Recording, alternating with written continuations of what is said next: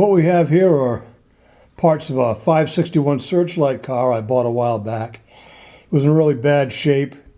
Parts were missing, parts were broken. It was all rusty. So I threw it in my junk pile. And just recently I pulled it back out again to see if I could do anything with it. So far, as you can see, I've sandblasted everything and give it a coat of primer. But the base needed repair. Here where the end rails go. Okay, two of these pieces right here were broken off. And with those pieces missing, you can't install the end rails. So what I did is I took a thin piece of brass stock, 15 thousandths, which is the same thickness as the base, by the way, and put it around a 60 thousandths piece of stainless rod, which is what I'm using for the end rails, because they were missing. And I silver soldered it from the back. Now, if you don't want to silver solder it, you can always put it on with super glue and then use something like J.P. Wells steel stick to reinforce it. But the silver solder works good for me. Now, this piece is standard. I just have to drill a hole for the wire to go through for the light. And speaking of the light, that was the main problem with this thing. The searchlight itself. This is what I had to make for it. Now, here's what the original should look like. This is an 8-wheel searchlight that I restored a while back. This is a 1.5-inch diameter. Now, the only parts you can get from the aftermarket now for this searchlight is the bezel and the lens. Anything else like the reflector and socket assembly inside, the rear cap, and there's also a piece of cardboard in the back for insulation.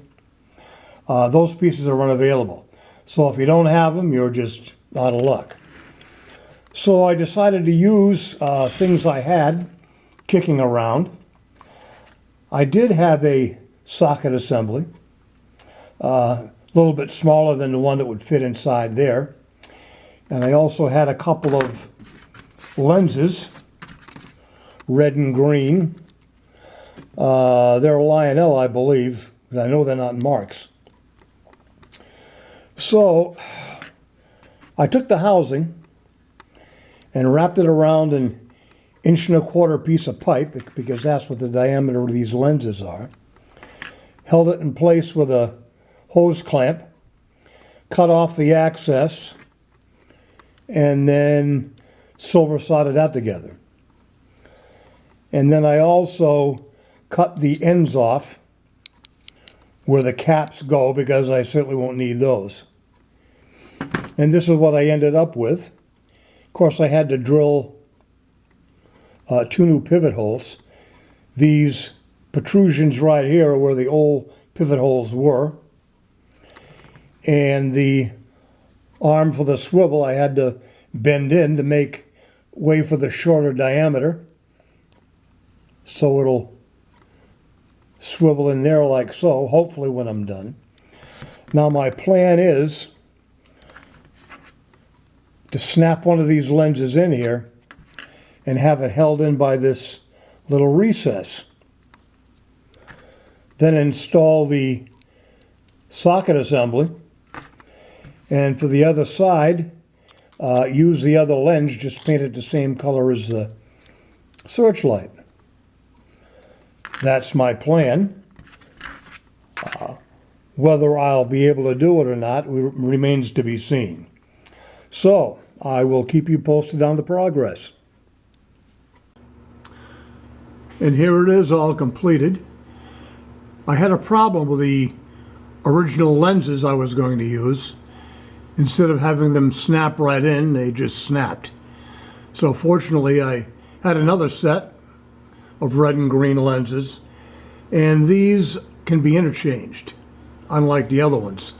These can slide right out, and I've got the red one in the back. So if you just want to change colors from red to green, you can do so.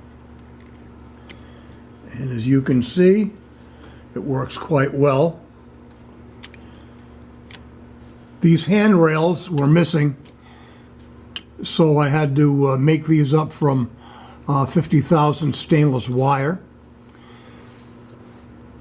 The pickup assembly was also missing, so instead of ordering one, I just used one from a one-way Marx motor, and I had to use some wooden pieces here in between the pickup and the frame to get the right distance for it to work.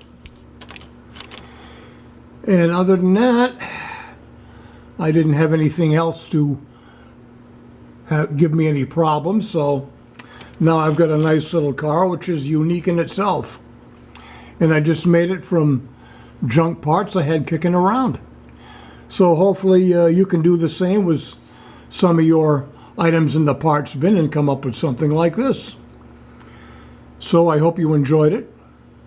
Thanks for watching, and we will see you next time.